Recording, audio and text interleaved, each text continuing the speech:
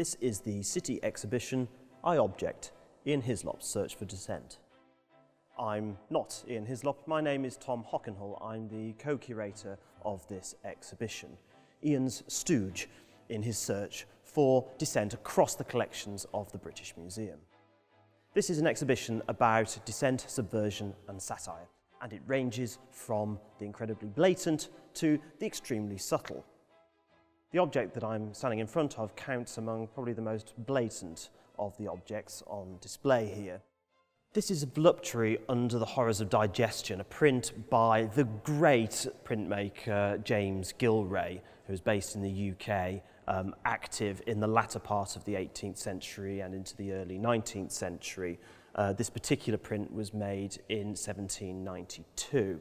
It belongs to what is sometimes described as the sort of golden age of satire, a period when a sort of perfect storm of circumstances came together to create this fertile ground for the production of extremely savage satire.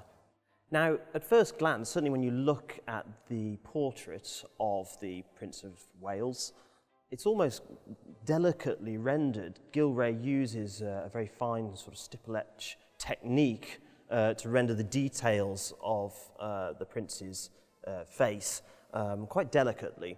And yet, when you sort of zoom out, when you focus on the other details that comprise this composition, you begin to realise that this is in fact a savage and merciless attack.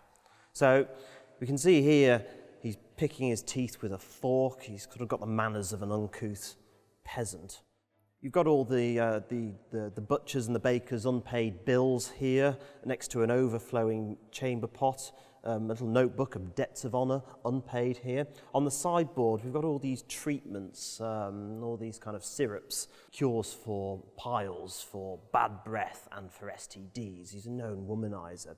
To the left-hand side, we can see this unfinished colonnade.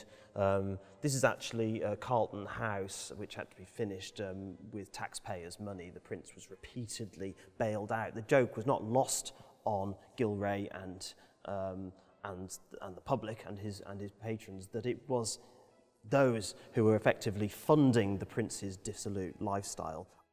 I don't think an attack on the British monarchy has ever been this savage or severe.